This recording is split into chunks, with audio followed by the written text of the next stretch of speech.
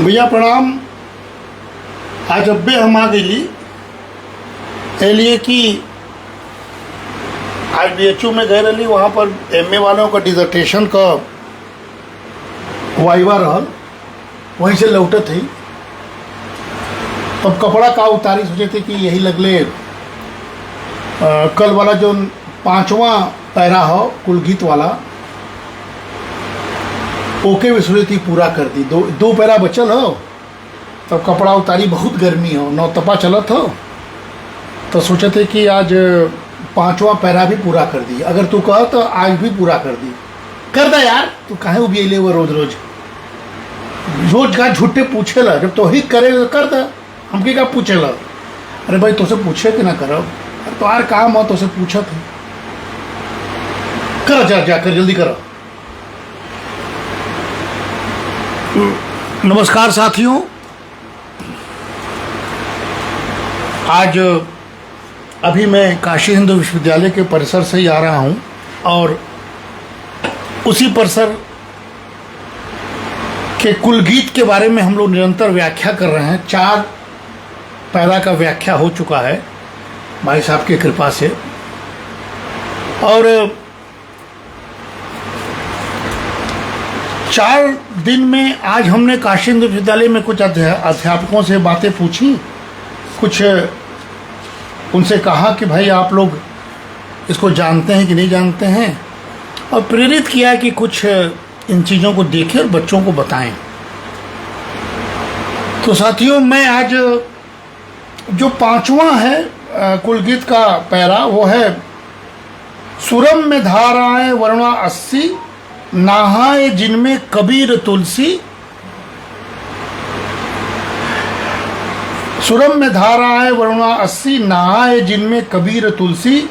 भला हो कविता का क्यों ना आकर यह वाग विद्या की राजधानी, मधुर मनोहर अतीव सुंदर।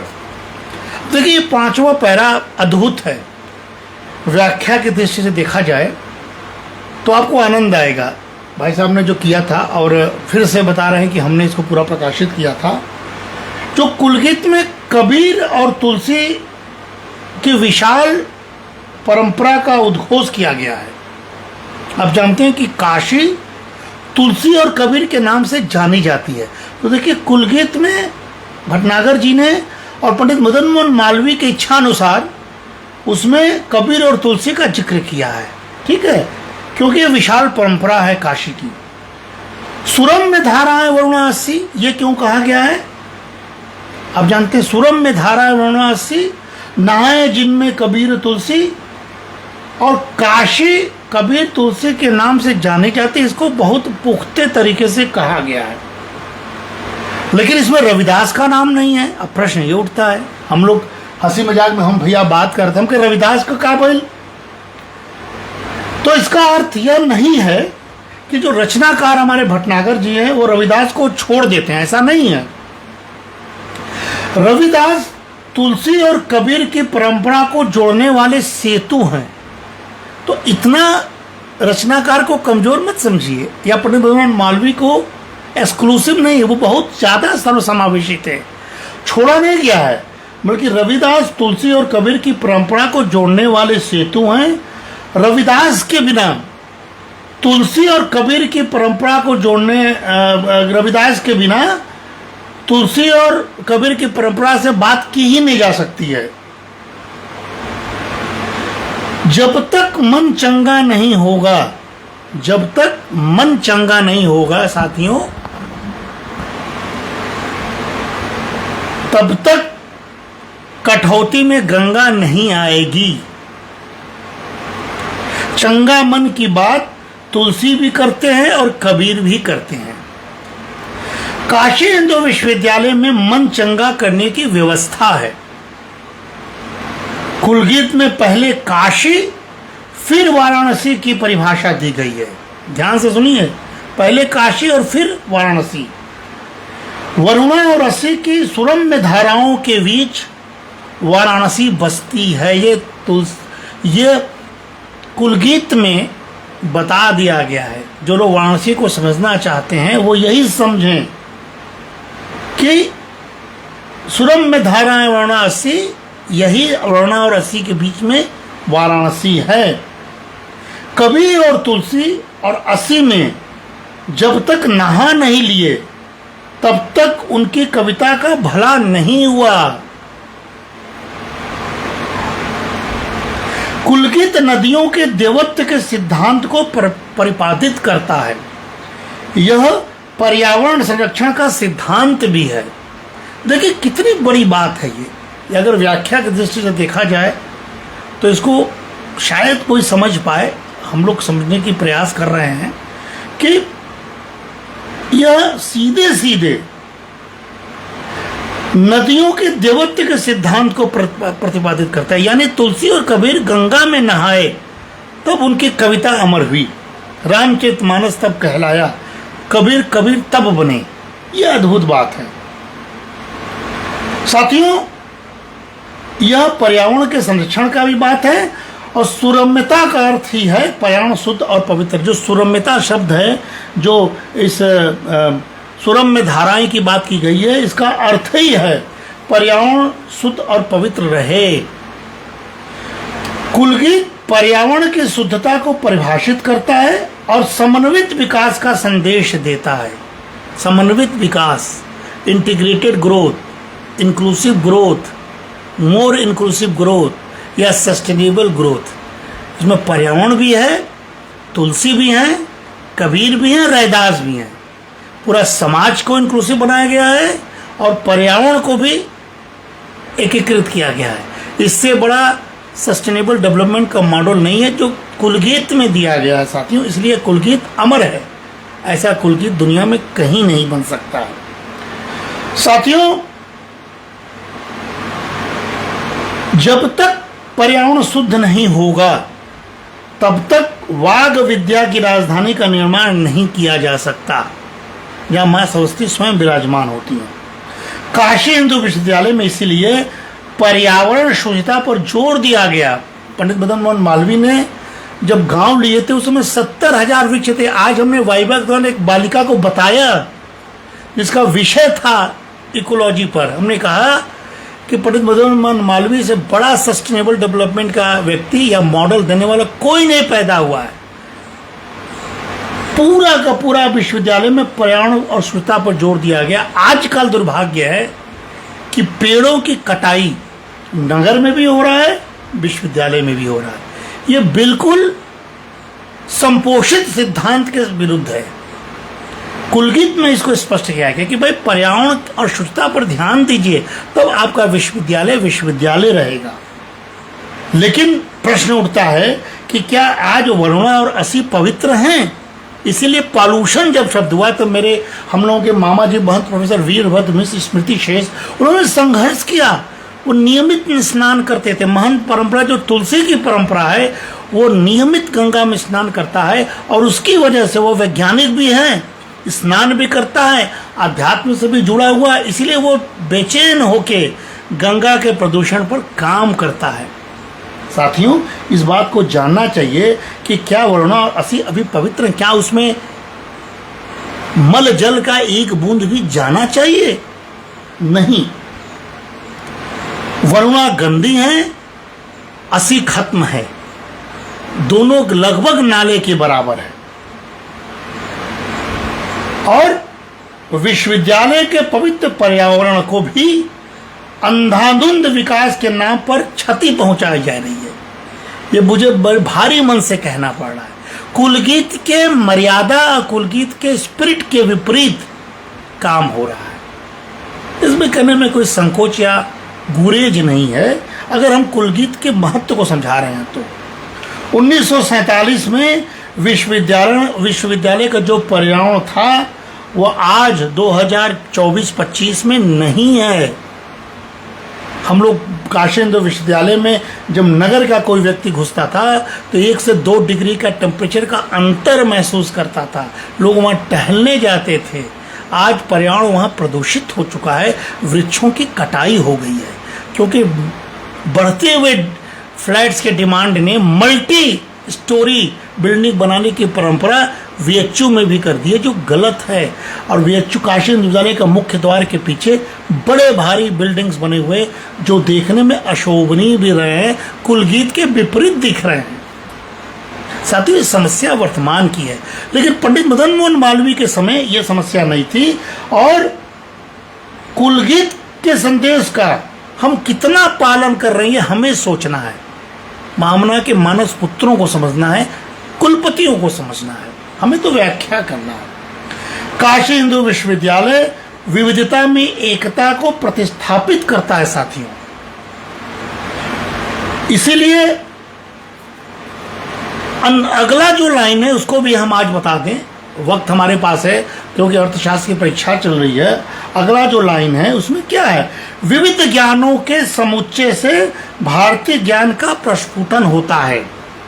कुलगीत क्या कहता है अगले लाइन में, अगले पैरे में, छठा, विविध कला, अर्थशास्त्र, गायन, गणित, खनिज, औषधि, रसायन। क्या बात है, कितना बढ़िया लाइन है, इसमें सारे विषय आ गए हैं। क्या कहता है कुलगीत?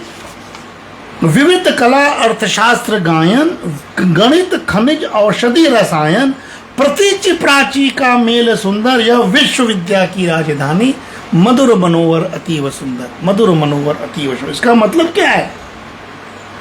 विश्वविद्यालय भारत की विविध कलाओं का मेल है। काशी हिंदू विश्वविद्यालय कला, विज्ञान, तकनीक का यह समुच्चय है।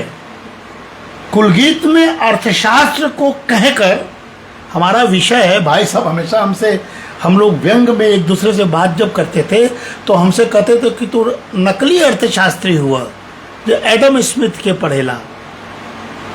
असली अर्थशास्त्री कौटिल्य के पढ़ेला,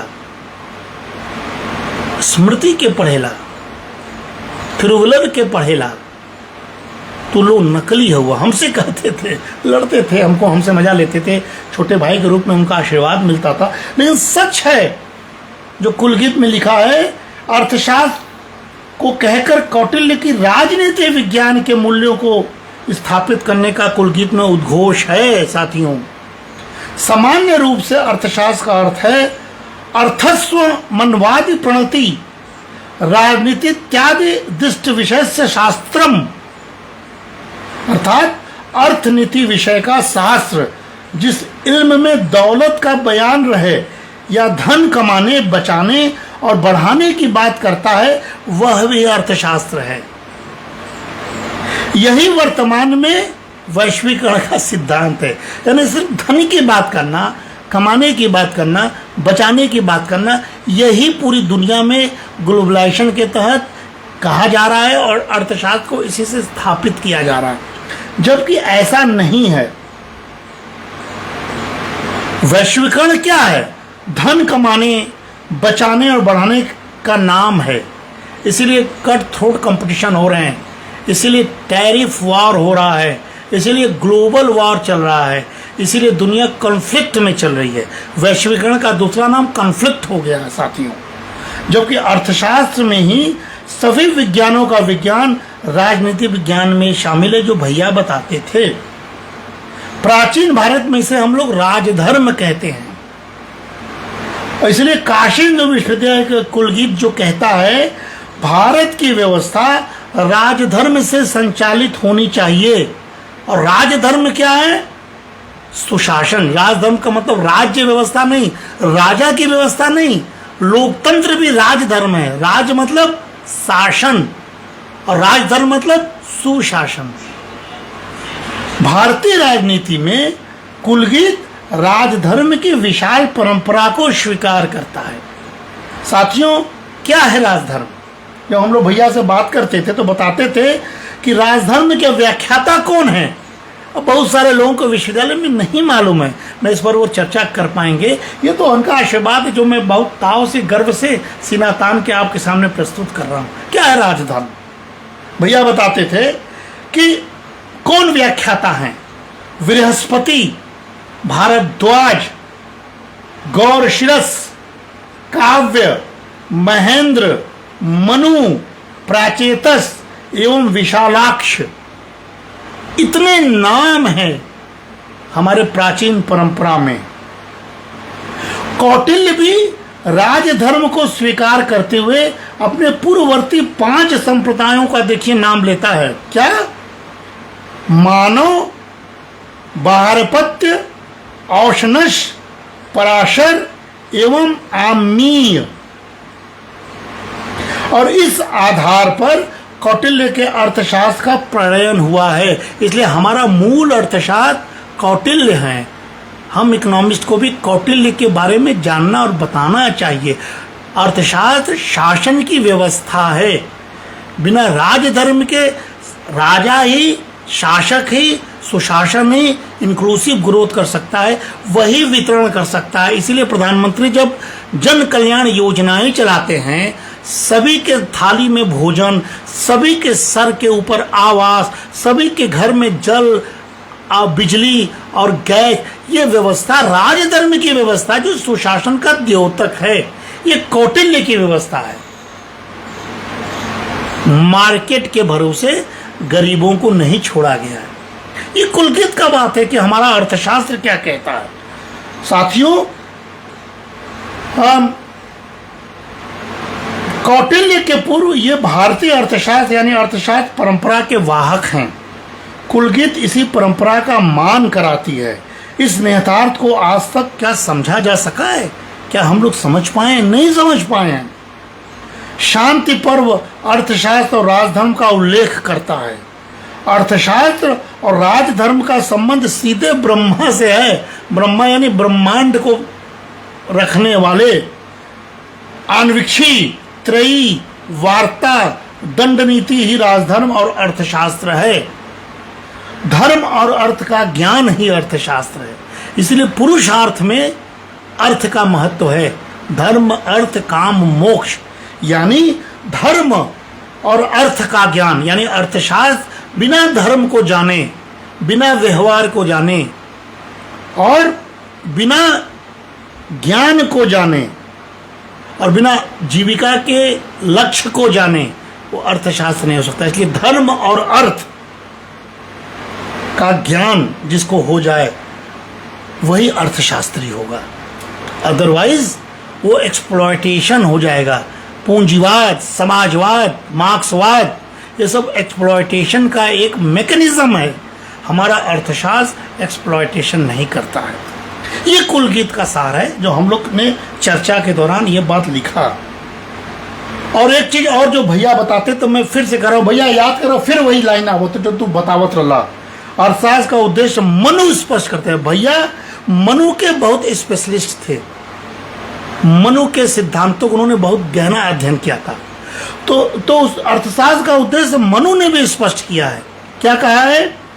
अलब्ध चैव लिप्सेत लब्धम रक्षे प्रलता रक्षितम वर्धेच्व वृद्ध पालेषु निक्षिपेत एत चतुर्विधम विद्यात पुरुषार्थ प्रयोजनम अस्य नित्यमनुष्ठानम सम्यक् कुरादितम अलब्ध मिच्छन दंडेन लब्धम रक्षेदवे छया रक्षितम वर्धमेद स्तुध्या वृद्धम पात्रेषु निक्षिपेत। ये मनुस्मृति का 7वां अध्याय में 99 से 101 उसका श्लोक है। साथियों, इसका अर्थ अगर आप समझेंगे तो आश्चर्यचकित हो जाएंगे कैसे हम लोगों ने कुलगीत को भैया ने कैसे जोड़ा है। इसका अर्थ है राष्ट्र का नेतृत्व राष्ट्र एवं प्रजा हित में आवश्यक स्रोतों की खोज करे, प्राप्त स्रोतों की रक्षा का दायित्व निभाए, जो स्रोत प्राप्त हो चुके हों उनमें कमी नहीं वृद्धि हो, इस बात का ध्यान रखें। आज भारत चौथी अर्थव्यवस्था क्यों हुआ है? क्योंकि हम इस बात को ध्यान दे रहे हैं कि हम कौटिल्य के अर्थशास्त्र के सिद्धांत पर चल रहे हैं। उसमें कमी नहीं बल्कि वृद्धि। इसलिए हमारे अर्थशास्त्र, हमारी अर्थव्यवस्था बढ़ रही है। इस बात का हमें ध्यान रखना है। वृद्धि का वितरण, जो वृद्धि होता है उसका वितरण समाज के हित में करें। इसलिए हमारा डिस्ट्रीब्यूशन सिस्टम कल्याणकारी है। यह व्यवस्था मूल मंत्र है, व्यवस्था का मूल मंत्र है, सुशासन और प्रबंधन है। साथियों, कुलगीत का आशय यह है कि इस मंत्र के आधार पर ही विश्वविद्यालय और राष्ट्र का समुचित विकास संभव है। इसीलिए विश्वविद्यालय का उद्देश्य पुरुषार्थ उपार्जन है। शायद इसी कंटेंट्स के साथ आज हम अपनी बात को समाप्त करेंगे। पुरुषार्थ उपार्जन, इसीलिए विविध कला अर्थशास्त्र गायन जो शब्द है उसमें अर्थशास्त्र का कितना महत्व पंडित मदन मोहन मालवीय के हृदय में था, जिसको भटनागर ने लिपिबद्ध कर दिया था कुलगीत के माध्यम से। उसकी व्याख्या में इतनी गूढ़ता है, अगर उसको हम लोग जीने लगे, उसको हम व्यवहार में लाएं तो कितना आनंद होगा। इन्हीं शब्दों के साथ आज आज्ञा दीजिए, कल रिमेनिंग को हम पूरा कर देंगे। भैया के आदेश से भैया आज रह देते ही। प्रणाम प्रणाम प्रणाम। जय हिंद।